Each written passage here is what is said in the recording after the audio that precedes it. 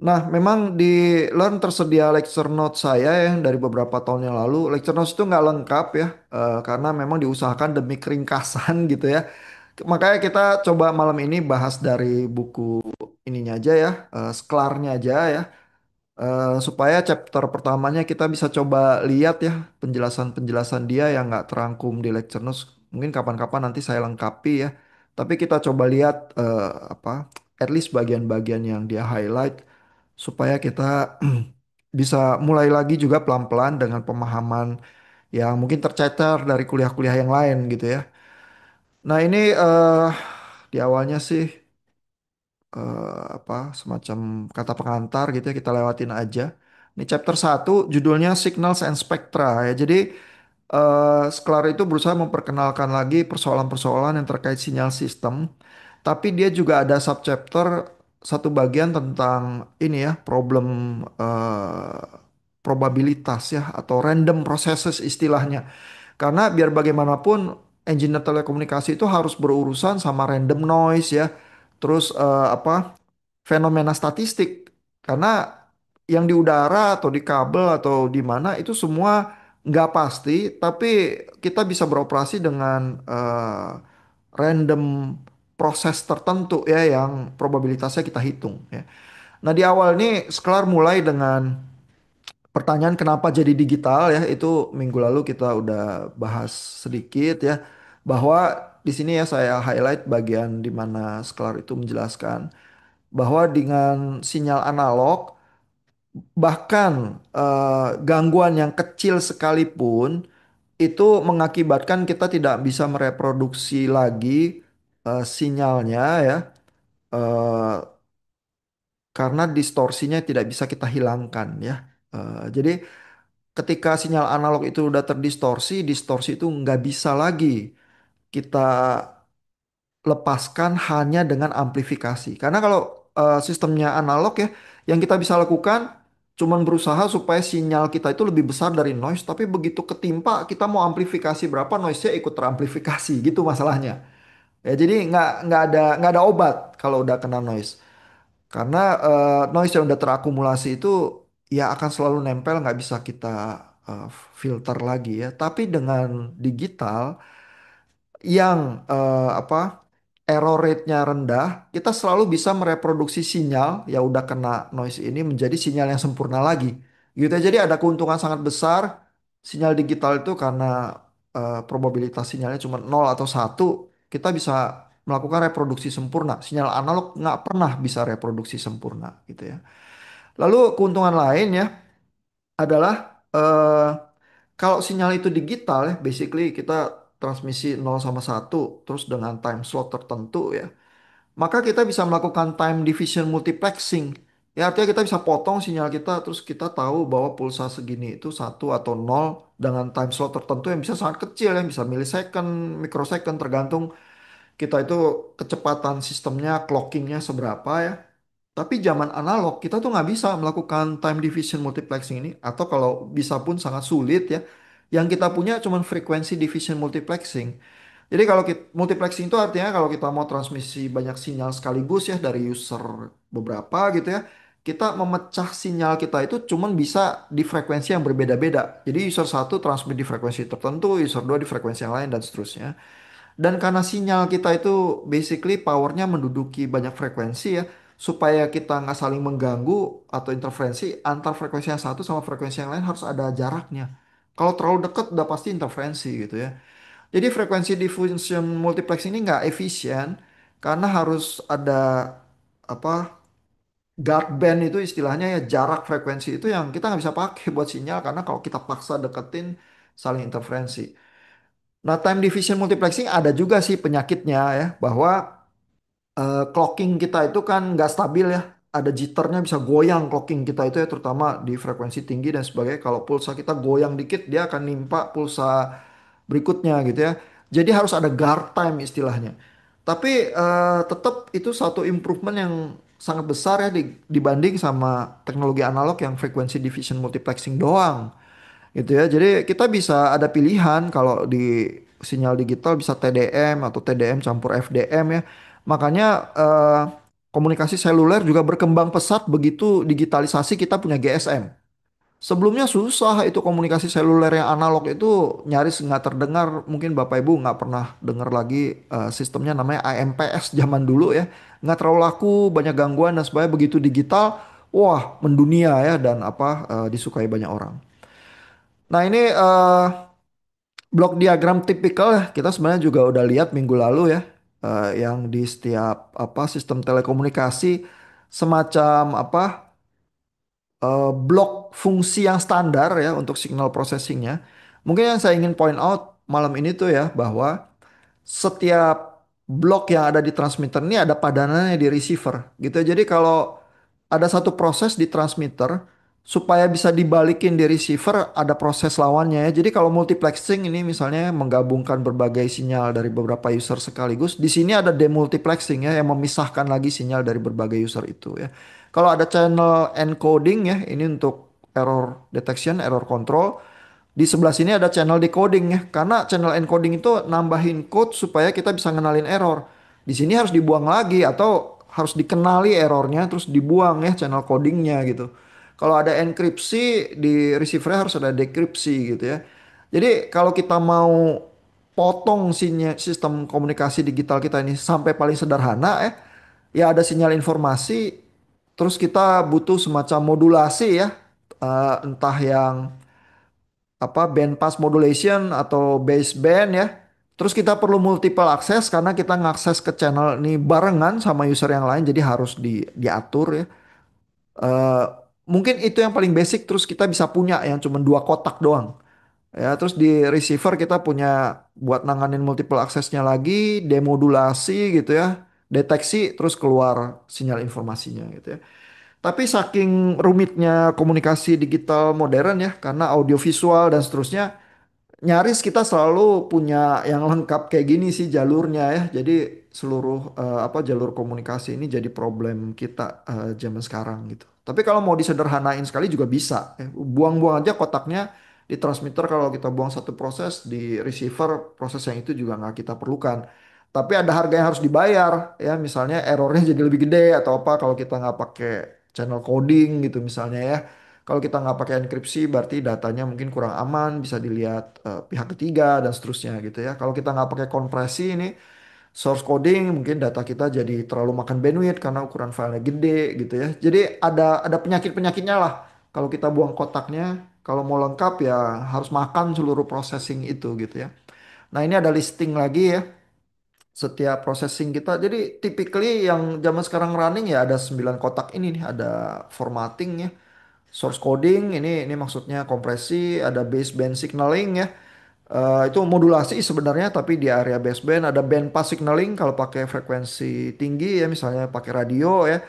Terus ada equalization ya untuk mengkompensasi efek channel, ada channel coding buat deteksi error, ada multiple access dan multiplexing ya. Gimana mengatur supaya multiple user bisa akses ke channel. Ada spreading kalau khusus ini sistemnya CDMA, ada encryption kalau khusus kita mau kerahasiaan data, terus ada synchronization khususnya buat yang digital karena clocking itu bisa geser, bisa jitter, bisa goyang karena clock itu bisa nggak stabil. Selalu supaya mendeteksi pulsa itu benar di pusat pulsanya kita harus ada sinkronisasi. Ya, jadi ini paling tidak proses-proses yang harus ada di semua jalur komunikasi digital kita ya. Tapi ada yang lebih vital, ada yang bisa dibuang masih jalan, ada yang nggak bisa ya. Kalau nggak ada modulasi, nggak ada deteksi yang nggak terima apa-apa kita. Ya. Nah terus ini eh, di chapter 1 Sklar ini ngasih kotak-kotak ini ya dan ngasih binatang-binatangnya ya supaya Bapak Ibu misalnya oh kalau bicara source coding ya ini soal kompresi ini ada binatangnya ini ya predictive coding, block coding, apa macam-macam teknik-teknik ya ada yang lossless compression, ada yang lossy compression gitu ya. Kalau bicara formatting ya ini modulasi baseband ya misalnya ada problem ini ada problem digitalisasi juga di sini ya. Buat Bapak Ibu yang belajar sinyal sistem tahu sinyal analog kalau mau jadi sinyal digital harus disampling dan harus di quantization. Terus ada pulse code modulation ini sebenarnya modulasi gitu ya. coding ya, tapi baseband coding gitu. Nah, lalu kalau dideteksi misalnya ya di daerah apa mana ya kotaknya ya? Oh, ini ya. Ini bagian modulasi sih ya, modulasi ini binatangnya ya ada phase shifting, frequency shifting, amplitude shifting, sama continuous phase modulation. Nanti di bab 4 kita belajar binatang-binatang ini. Terus ada yang non koheren ya. Jadi kalau kita koheren itu artinya sinyal yang kita transmisiin fasenya kapan sinus itu ada di fase 90 derajat, 180 derajat itu kita detect juga ya di receiver itu artinya deteksi kita koheren. Tapi kalau modulasi atau demodulasi yang kita pakai itu non koheren ya, artinya kita nggak usah ngedetect fase sinus pembawa kita itu ya carrier kita itu ada di mana ya. Yang non koheren jadi lebih ringan receivernya kerjanya tapi ya dia makan error lebih banyak gitu ya. Jadi ada plus minusnya ya. Selalu semua teknologi itu ada plus minusnya. Terus di zaman 2G lompat ke 3G dan 4G ya, multiple access ini memegang peranan besar karena di first G itu FDMA, di 2G TDMA, di 3G CDMA, lalu ada apa varian-varian SDMA, PDMA ini untuk apa? Untuk ketahanan terhadap error. Tapi buku Sklar ini ditulis waktu lagi mau pindah ke 3G. Ya jadi teknologi 4G-nya ini OFDM belum ada nih di buku ini ya. Eh, tapi kalau Bapak Ibu paham sampai 3G dengan berbagai problemnya, mungkin begitu diterangin sebentar OFDM yang buat 4G paham juga sih. Ya, spreading ini khusus buat sistem-sistem CDMA nih apa? Karena proses CDMA namanya proses spreading gitu. Nanti kita belajar di chapter 12 ya. Nah, jadi kurang lebih itu ya eh, apa sekilas ya overview tentang keseluruhan kotak-kotak blok diagram kita yang disajikan oleh Sklar ya di bukunya. Nah, kita coba maju sedikit ya sebelum nanti kita coba bahas pertanyaan-pertanyaan dari Pak Rangga ya, yang Pak Rangga udah ada sedikit pertanyaan. Nah, di bagian ini Sklar itu menunjukkan contoh-contoh lah ya. Ini mungkin di dasar telekomunikasi Bapak Ibu udah pernah juga lihat kali ya. Yang di atas ini cara coding ya. Basically satu di coding jadi apa plus tegangan tertentu nol jadi minus ya. Ini cara coding yang sederhana. Tapi idenya adalah pokoknya kalau coding atau modulasi itu kita harus menerjemahkan informasi satu nol digital itu ke dalam bentuk fisik gitu ya. Nah, kalau kita melakukan ini semacam yang ini band pass modulation ya. Kalau saya punya dua frekuensi, terus frekuensi yang renggang ini kita katakan nol, frekuensi yang lebih tinggi ini kita katakan satu, kita juga udah punya semacam modulasi yang disebut frekuensi shifting gitu ya. Jadi kita harus selalu sinyal fisik kita itu kita tumpangkan informasi sedemikian rupa. Lalu kalau kita tahu metodenya nanti receivernya bisa balikin ya ke sinyal 0101 ya dengan membaca perubahan sinyal fisiknya ini tergantung modulasi yang kita pakai seperti apa ya. Lalu itu contoh-contoh ya. Terus di sini ada apa subchapter tentang sistem analog dibanding sistem digital, bagaimana menilai performanya. Ya, jadi karena ini bukunya judulnya komunikasi digital ya, jadi abis ini sebenarnya semua soal yang digital ya, tapi di bagian awal nih Sklar tuh mau bilang yang digital nih lebih lebih hebat gitu ya. Kenapa? Karena kalau di yang analog ya, kalau kita mau menilai ini sistem analognya masih bagus atau enggak sih, alatnya kita untuk menilai bagus atau enggak itu ini berbagai kriteria-kriteria distorsi ya. Kita berusaha mengukur karena distorsi sinyal kita yang noise nimpa sinyal nggak bisa kita hindarkan sama sekali. Kita ukurannya seberapa distorsinya gitu ya. Salah satu yang paling sering dipakai ini signal to noise ratio. Ya selama sinyal kita dibanding noise itu jauh lebih tinggi ya kita aman. Itu tapi kalau noise-nya udah tinggi ya kita nggak bisa lawan gitu ya. Terus berapa persen distorsi sinyal kita? ya, atau mean square error kita berapa gitu ya. Nah, ini ukuran-ukuran buat sinyal analog. Tapi begitu kita udah mulai digital, ukurannya relevan tinggal gini. Kalau saya transmit nol atau satu, berapa banyak probabilitas errornya, berapa banyak probabilitas nol jadi satu atau satu jadi nol di receiver. Udah itu aja. Kita nggak usah tahu signal to noise ratio, kita nggak usah ngomong berapa persen ininya distorsinya. Kalau kita kirim sinyal pokoknya 1000 bit katakanlah, yang salah berapa dari 1000 itu? Ya kalau yang salah satu dari 1000 maka bit error rate kita istilahnya ya probability of error kita 1/1000.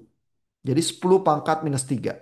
Makin kecil bit error rate kita, sistem kita makin bagus. Udah gitu aja ya. Jadi bahkan menilai sistem digital tuh bagus atau enggak jauh lebih simpel daripada yang analog.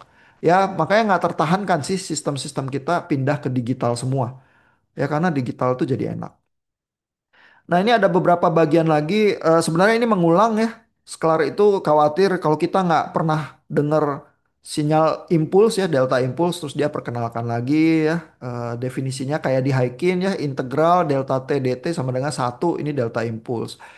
Terus Sklar itu kasih disclaimer ya, terutama buat yang rookies ya, yang baru tahu sinyal delta impuls, dia bilang unit impulse function delta t ini bukan fungsi yang biasa ya, kayak fungsi matematika biasa, melainkan fungsinya ini ada semacam konvensi, ada definisi bahwa area pulsa di bawah deltanya ini itu tuh terbatas dan besarnya satu gitu ya. Ini kan Haikin udah tulis rumusnya, udah terima aja gitu, telan aja gitu.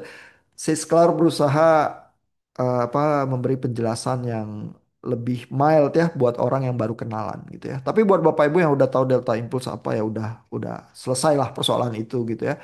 Terus dia memperkenalkan Parseval teorem ini juga. Ini buat Bapak Ibu yang udah ambil sinyal sistem udah tahu juga ya bahwa di time domain ini kalau nulisnya begini ya, sklar itu xt kuadrat ya dihitung powernya sama dengan di frekuensi domain x besar fungsi f di kuadrat ini powernya di time domain sama frekuensi domain sama gitu ya. Ini juga Bapak Ibu udah tahu lah yang ngambil sinyal sistem gitu ya. Nah, yang Bapak Ibu mungkin belum terbiasa adalah ini ya, ada operasi yang disebut autocorrelation. Ya, autocorrelation adalah kalau Bapak Ibu lihat ya, rumus matematika mirip sama konvolusi. Cuman kalau konvolusi itu xt di kali xt minus tau. Kalau di sini tuh xt plus tau. Ya jadi korelasi itu ya dua sinyal. Kalau konvolusi kan sinyalnya satu dicerminin, terus digeser, terus dikaliin, dijumlahin ya. Kalau korelasi itu nggak dicerminin, ya langsung aja digeser, dikaliin, dijumlahin. Ya, bayangan visualnya kayak gitu. Ya nanti korelasi ini berguna ya, karena sebenarnya begitu kita korelasi sinyalnya, kita tuh membandingkan kemiripan antara sinyal XT ini dengan semua sinyal yang tergeser sejauh tau. Gitu ya. Jadi kalau sinyal itu ada kemiripan dengan sinyal yang tergeser dengan delay tertentu ya, itu bisa ada masalah tertentu yang muncul. Kenapa? Karena kalau misalnya kita transmisi sinyal ya, katakanlah ke udara, radio gitu ya, terus kepantul sama gedung atau apa gitu ya, maka pasti sinyal yang sama itu nyampe juga ke antena receiver tapi kena delay. Nah, masalahnya ya adalah kalau bagian sinyal dengan sinyal yang kena delay itu ya, kena delay sebesar tau itu ada kemiripan, nanti ada interferensi itu. Jadi bisa bisa ada problem tertentu karena begitu kita kirim ke channel terjadi konvolusi sama channel itu sinyal itu numpuk-numpuk gitu ya. Kalau ada bagian-bagian yang punya kemiripan-kemiripan tertentu bisa ada interferensi yang kita harus waspadai gitu ya. Tapi operasi matematika korelasi ini jadi penting gitu. Nah, terus satu bagian ya yang mungkin Bapak Ibu waktu belajar probabilitas atau apa mungkin nggak nggak muncul dalam bentuk yang sangat formal seperti ini ya. Ini di bagian 15 Sklar itu memperkenalkan dengan cepat juga ya. Jadi satu variabel matematika kalau disebutnya random variables gitu ya, ini sebenarnya satu ukuran probabilitas ya. Nah, masalahnya ya, kita tuh menghitung distribution function sih mungkin Bapak Ibu ngitung ya kalau di kuliah probabilitas. Terus Bapak Ibu berkenalan juga dengan probability density, ya, PX biasanya ininya apa notasinya ya. Nah, di bagian ini Sklar itu berusaha menjelaskan ya, random proses ini yang melibatkan random variabel A tertentu ya, bisa punya sifat-sifat tertentu yang kita asumsikan ya. Nah, ini ada ilustrasinya nih. Ya, jadi kalau kita punya random proses ya, sebenarnya kita bukan cuman punya sinyal yang goyang terhadap waktu ya. Kalau belajar sinyal sistem kan sinyal itu goyang terhadap waktu gitu atau terhadap frekuensi ya. Tapi masalahnya sinyal kita goyang itu ya, itu sifatnya random ya, sifatnya ada probabilitas ya. Kadang-kadang sinyalnya di sini, kadang-kadang sinyalnya lebih rendah, kadang-kadang sinyalnya apa ada probabilitas tertentu yang ditentukan oleh random variabel ini X1T, X2T, XJT atau XNT ya. Karena kita kayak ngelempar dadu setiap kali sinyal kita yang keluar bisa beda. Gitu ya. Jadi kalau kita berurusan sama noise atau random proses ya, even sinyal kita kan sebenarnya juga goyang ya di dalam transmitter kita itu kan kita berurusan sebenarnya dengan elektron-elektron yang memancar, atom-atom yang bergerakan gitu ya. Orang elektron itu orang teknik elektro kan apa? Elektron benders sebenarnya ya kita ya. Kalau di film-film itu anime ada ya The Last Airbenders, kita sebenarnya The Last Electron Benders gitu ya.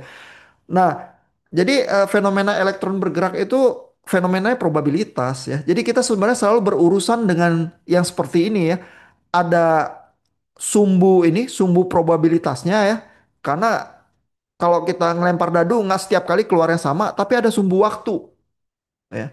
Nah, masalahnya sumbu waktu sama sumbu probabilitas itu nggak mesti fenomenanya itu seragam gitu ya. Sehingga si Sklar itu wanti-wanti. Ini ada sifat yang disebut stationarity.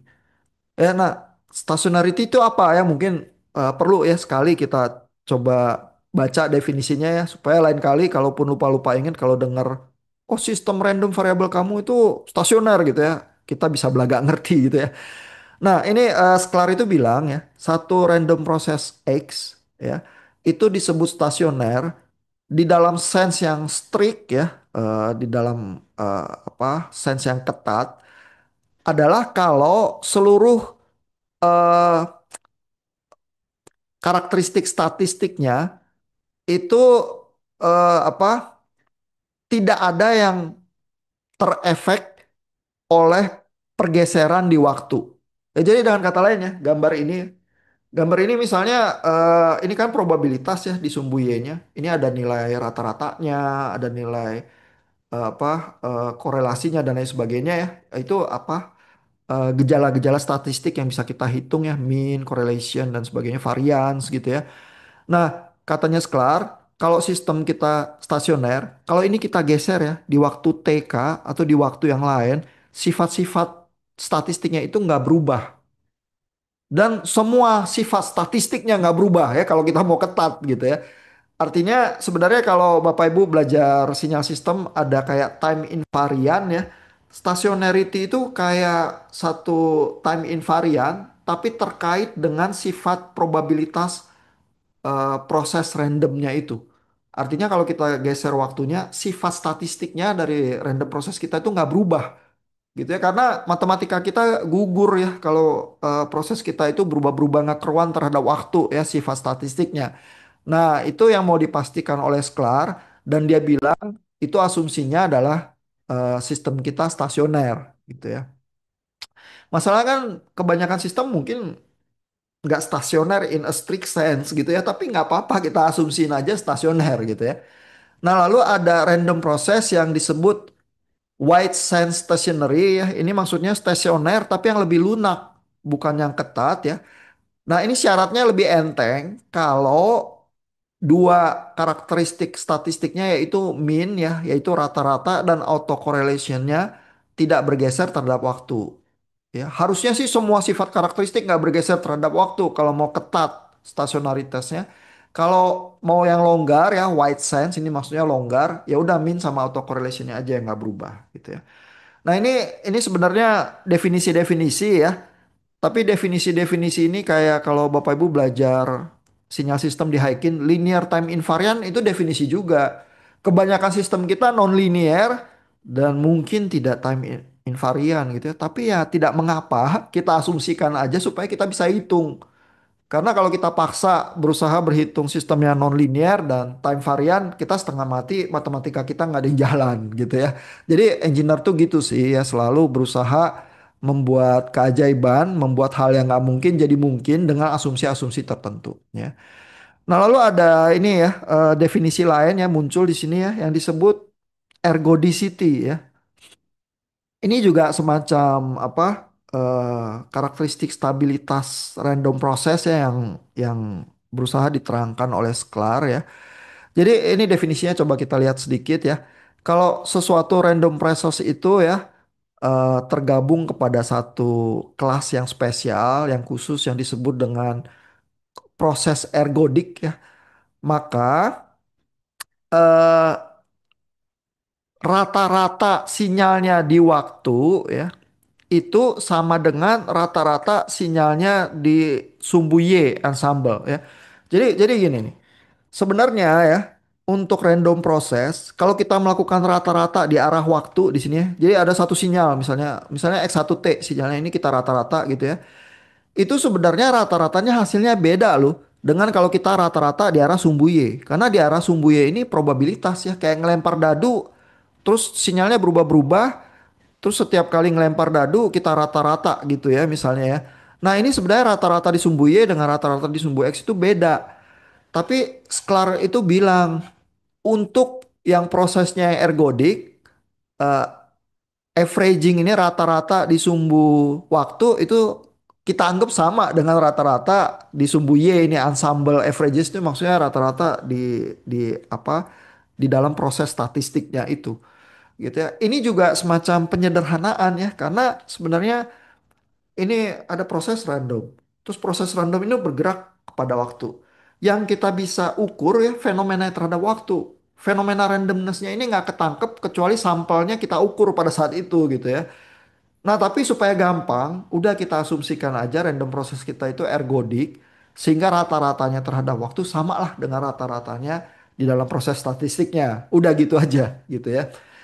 Nah jadi itu persoalan definisi-definisi ya. Apa buat yang akademisi gitu ya yang kita pengen ketat ya kalau mendefinisikan sesuatu terus kita pengen tahu kapan sistem kita itu atau matematika kita gagal jadi kita harus berusaha mendefinisikan hal-hal itu ya dan Sklar berusaha lah memperkenalkannya di dalam subchapter yang pendek hal-hal itu. Ya. Nah mungkin segitu dulu ya kepusingan Bapak Ibu ya. Mungkin beberapa hal itu nggak ada di lecture notes ya. Karena kadang-kadang saya nulis lecture notes itu bingung juga ya. Bapak Ibu perlu tahu yang sampai diskusi yang sedalam itu nggak. Kalau perlu tahu baca Sklar ya. Kalau nggak ya udahlah yang praktikal aja di daerah sinyal sistemnya. Kan kalau Bapak Ibu ngadepin modem telekomunikasi. Bapak Ibu nggak pernah ditanya sama direktur atau manajer. Coba kamu tahu nggak definisinya? Random proses yang ergodik atau stasioner itu apa gitu ya dan apakah modem itu begitu kita nggak pernah ya diskusi yang kayak gituan ya karena diskusi yang kayak gituan nggak menghasilkan uang gitu ya tapi kalau akademisi terus dosen atau peneliti ya perlu juga lah tahu yang kayak gituan at least satu kali seumur hidup ya. Nah, dari Bapak Ibu ada pertanyaan nggak sejauh ini dulu sebelum kita lanjut sedikit lagi sih di bab satu yang di belakang. Ada pertanyaan nggak Bapak Ibu? Pak Rangga katanya dari minggu lalu ada pertanyaan. Kalaupun nggak berhubungan sama yang kita bahas, silakan aja kalau mau ditanyakan.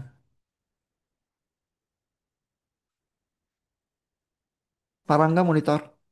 Mungkin bertanyanya di mata kuliah yang jaringan internet aja mungkin ya Pak. Apa bagaimana Pak? Ah, terserah Pak. Mau ditanyain sekarang juga nggak apa-apa karena ini soal komunikasi digital. Soalnya itu berhubungan dengan itu kan Pak. Jaringan ya, internet juga.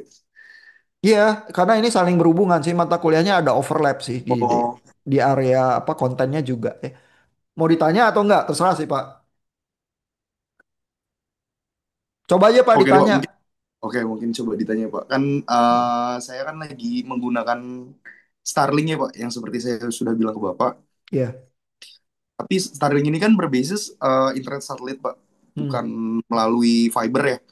Dan Iya. itu yang tanya sih Pak, kenapa untuk downloadnya dia memang cepat gitu Pak untuk skala Mbps-nya.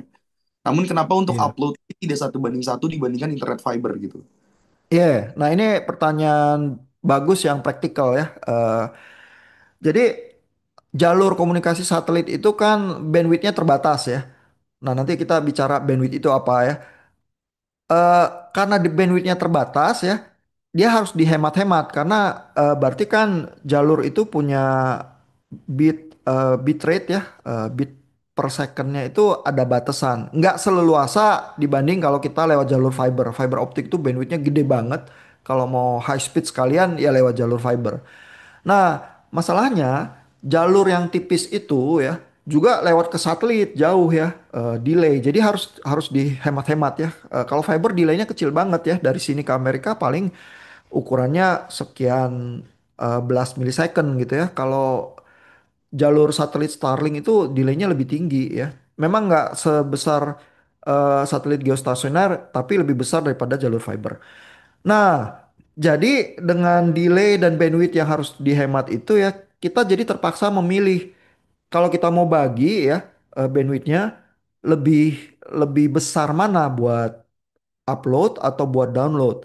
Typically, kalau orang pakai jalur itu untuk internet ya, maka yang terjadi adalah uplinknya ya atau upload speednya itu typically kecil karena orang tuh berusaha download gede-gedean dari internet misalnya streaming misalnya nonton YouTube misalnya pokoknya komunikasi audio visual apapun lah yang lewat gitu ya tapi arahnya tuh lebih banyak downloadnya. Arah turun itu lebih deras daripada arah naik. Karena arah naik kita basically kirim komen kecil aja. Ya, searching ini atau apa kirim email itu dan sebagainya gitu ya. Jadi di dalam logika orang telekomunikasi ya, terutama komunikasi yang dua arah, kalau bandwidth itu cekak gitu ya, udah pasti yang harus didahulukan download. Ya karena kalau uploadnya dikasih jalur gede terus downloadnya yang terbatas, experience orang yang pakai lebih buruk. Dia merasa kok ini downloadnya apa lemah ya, saya buffering melulu gitu. Tapi kan traffic yang turun ini lebih deras ya. Jadi yang masuk akal adalah jalur uploadnya dibuat kecil, jalur downloadnya itu dibuat besar. Jadi itu tipikal practice sih buat jalur-jalur yang bandwidth itu agak cekak ya. Dan Starlink itu kan ya lebih mahal lah daripada fiber optik. Jadi ya harus dihemat dan harus diatur pemakaiannya. Ya sementara itu Pak Rangga jawabannya. Mudah-mudahan memuaskan ya. Baik Pak, terima kasih banyak ya Pak Yan. Oke. Nah, kita coba lihat lagi ya apa buku Sklarnya ya. Nah, Sklar itu eh memperkenalkan beberapa problem juga yang sebenarnya Bapak Ibu kalau belajar sinyal sistem udah jadi tahu juga ya. Jadi pertama ada persoalan noise ya. Jadi ada noise yang sangat standar ya. Itu disebutnya noise additive white Gaussian noise ya AWGN. Nah, jadi ada per definisi ada beberapa sifat ya. Aditif itu artinya noise itu dijumlahkan ya karena di add gitu ya. Lalu noise itu ya sifatnya Gaussian. Ya jadi seperti gambar ini ya, noise itu kalau di area ini amplitudo tertentu sangat besar, tapi makin keluar dia makin kecil, terus distribusi probabilitasnya Gaussian. Ya ini tipikal sekali random noise yang muncul dari semacam fenomena thermal atau apa. Dia kayak noise-nya berpusat di satu amplitudo tertentu. Jadi ini kalau Bapak Ibu lihat kurva yang kayak gini ya, ini sumbu X-nya ini probabilitas. Sorry, eh, amplitudo noise ya. Sumbu Y-nya ini yang probabilitas nih. Jadi amplitudo noise yang sebesar 2 probabilitasnya kecil. Tapi amplitudo noise yang sebesar 3 probabilitasnya segini lebih kecil lagi. Cuman amplitudo noise yang ada di pusat apa sinyal kita ini gede gitu misalnya ya. Jadi powernya tertumpuk di sini ya. Ini distribusi Gaussian karena sumbu Y-nya probabilitas.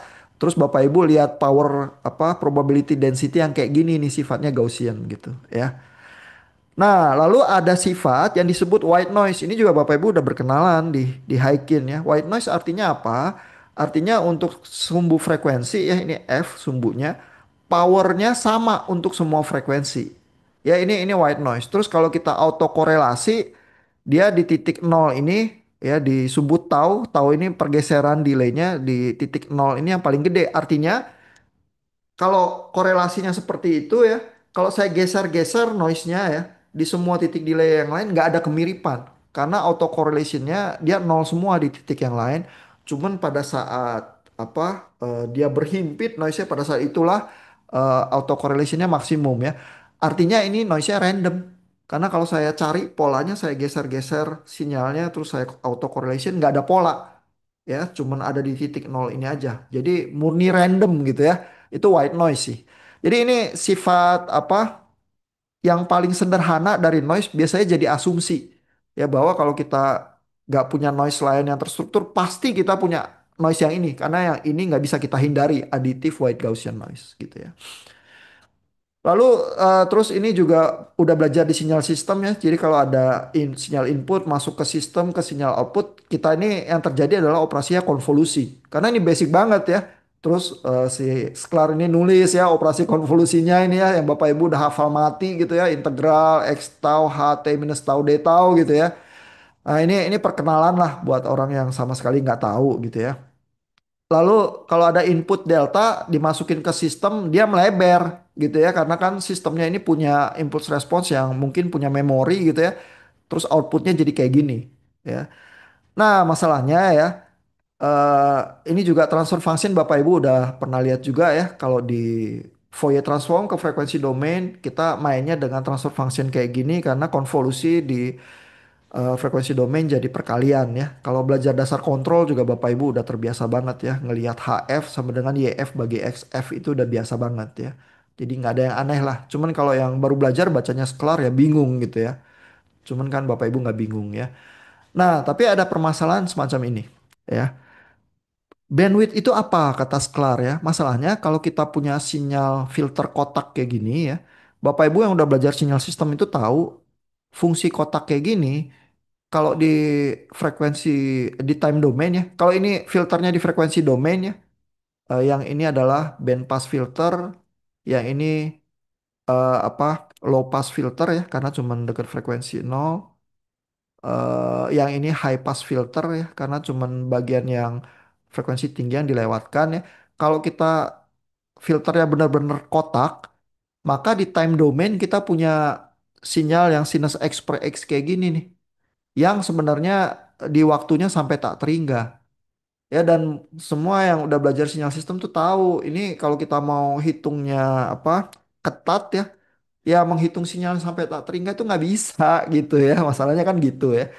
Nah, jadi kalau filter kotak nggak bisa kita buat karena impulse responsnya sampai tak terhingga. Sebaliknya, pulsa kotak yang kita jadikan sinyal buat komunikasi digital, bandwidthnya tak terhingga. Ya kan? Karena kalau kita punya pulsa kotak, kita lihat Fourier transformnya buntutnya sampai tak terhingga. Ya.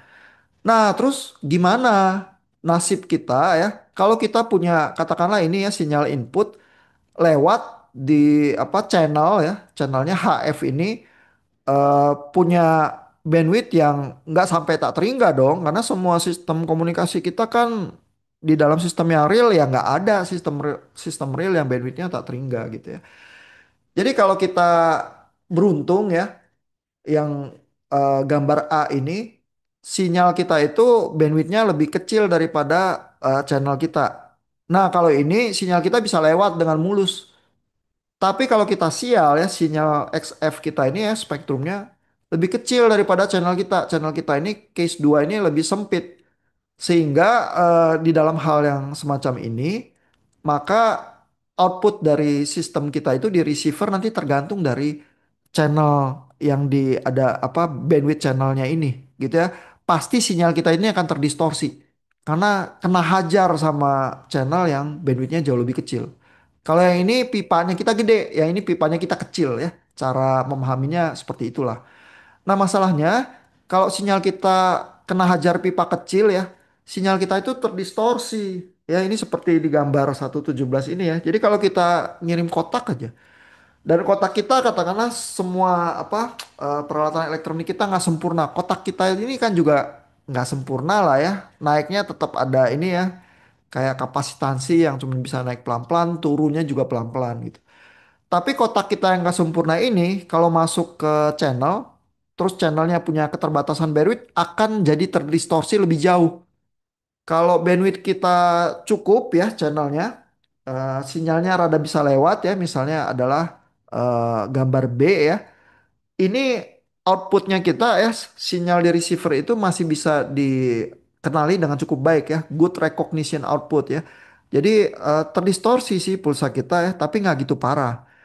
Kalau channel kita itu lebih sempit ya bandwidthnya, jadi ini bandwidth ya W dari P sinyal ini jauh lebih besar daripada W dari F ya dari channelnya gitu ya, maka pulsa kita itu terdistorsinya rada parah gitu ya. Jadi apa bisa jadi kurang bisa dikenali lagi ya sinyal sinyal pulsa kita di apa di receiver ya. Sehingga persoalan berapa sih bandwidth dari sistem kita itu jadi penting. Nah, masalahnya mendefinisikan bandwidth itu jadi nggak gampang karena kan bandwidth-bandwidth yang terbatas ya sinyal-sinyal kotak gitu misalnya ya bandwidthnya tahingga ya. Jadi ngomong bandwidth tahingga itu nggak ada gunanya gitu ya. Mau mau ngapain kita ya dengan angka-angka tahingga gitu ya. Jadi ada bandwidth dilema ini nih. Ini di akhir chapter 1 dari Skelar dia membahas itu ya. Jadi dengan kata lain, kalau kita punya sinyal terbatas di frekuensi ya, ini ilustrasinya kayak gini, di time domain jadi tahingga. Kalau terbatas di waktu ya, di frekuensi domain jadi tahingga ya. Dan kan padahal kita mau transmisiin pulsa-pulsa itu kan terbatas di waktu. Lagi pula kan kita nggak bisa ya bikin sinyal yang sampai tak hingga gitu pulsanya atau apa gitu ya. Jadi pasti bandwidth kita kayak gini nih. Kalau terbatas di waktu, bandwidth kita di frekuensi domain buntutnya sampai tak hingga. Nah, jadi permasalahannya adalah kita perlu definisi. Kalau kita ngomong bandwidth ya, dan semua orang telekomunikasi kan ngomong bandwidth ya. Kalau Pak Rangga beli modem Starlink itu, Pak Rangga akan tanya itu bandwidthnya berapa. Karena begitu tahu bandwidthnya, kita tahu ya kecepatan yang bisa tembus di situ kurang lebih berapa. Gitu ya, karena nanti di chapter berikutnya kita belajar ya. Kalau kita dikasih bandwidth segini ya, ada semacam bitrate maksimum yang nggak bisa kita tembus lagi. Karena seperti ada batasan itu ya, kayak kecepatan maksimum, kayak itu, kayak hukum Einstein itu ya. Kecepatan yang ada di dunia ini nggak bisa melebihi kecepatan cahaya. Nah, ada ilmuannya namanya Nyquist dan Shannon itu bilang kalau kita dikasih bandwidth tertentu kita nggak bisa melebihi kecepatan ini gitu. Ya itu sangat fenomenal sih ya karena tiba-tiba kita bisa punya batasan ya. Tadinya sebelum Nyquist dan Shannon ngomong hal-hal kayak gitu kita kayak nggak tahu ya batasnya sebenarnya ada di mana sih batas transmisi kita.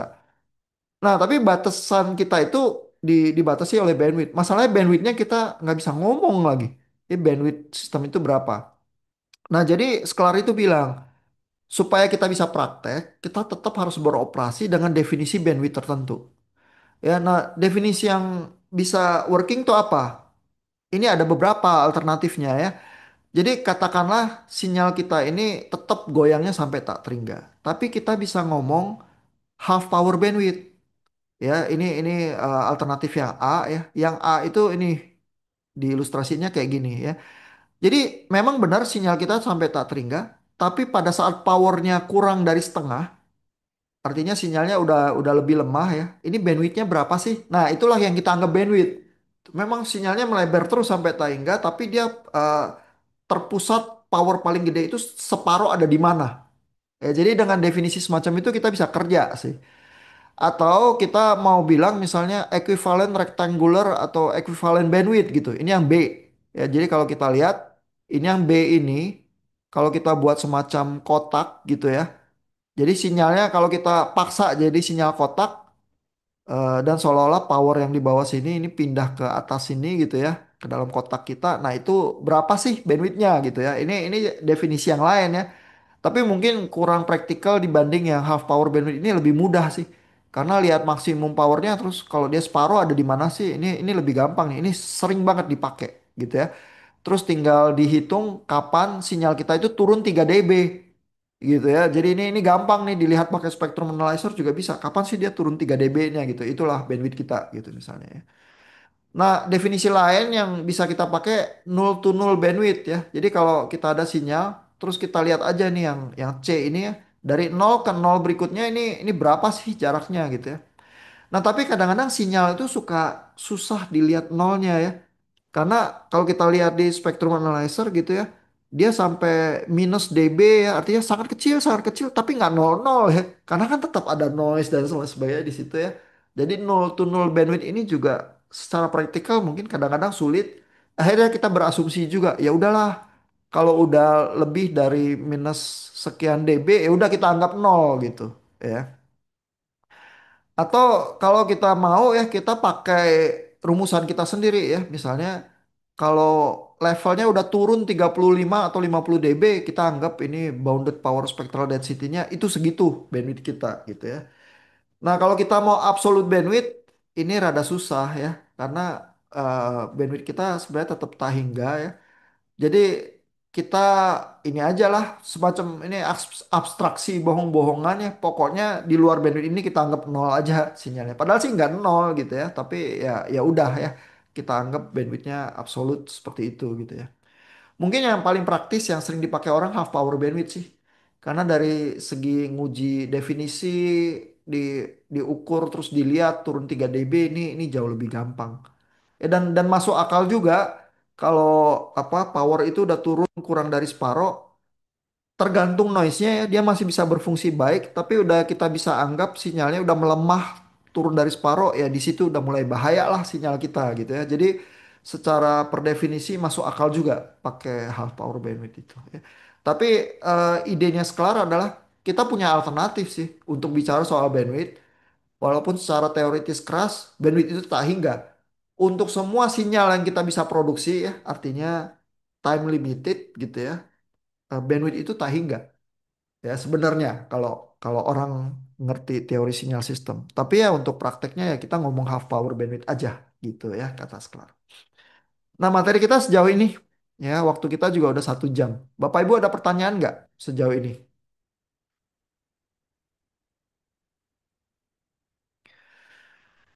Kalau nggak ada kita sampai di sini dulu ya. Mungkin pertanyaan Pak Rangga juga baru sampai situ ya. Tapi nanti makin ke belakang mungkin makin banyak pertanyaan. Nanti kita bisa diskusikan lagi. Terus kita tunggu ya video pertama 10 menitan dari grup 1 ya. Eh, Bapak Ibu berusaha nerangin bagian yang mana ya dari chapter 1 itu. Terus nanti kalau videonya udah publish yang lain kelompoknya bisa ngeritik ya. Terus kita latihan pemahaman kita di situ ya. Thank you Bapak Ibu, kita sampai di sini. Selamat malam, selamat istirahat.